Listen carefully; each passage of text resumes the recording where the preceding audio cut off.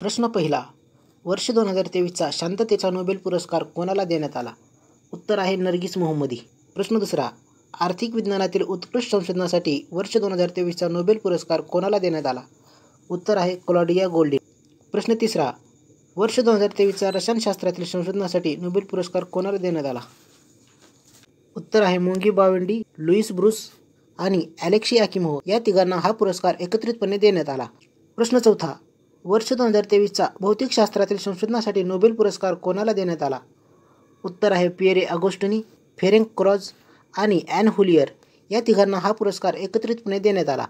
प्रश्न पाचवा, वर्ष 2023चा साहित्यातील नोबेल पुरस्कार कोणाला देण्यात आला? उत्तर आहे जॉन फॉसे.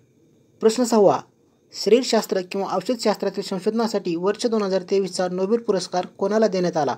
उत्तर आहे कॅटालिन कारिको आणि ड्रू वेसमन या दोघांना हा पुरस्कार एकत्रितपणे देण्यात आला.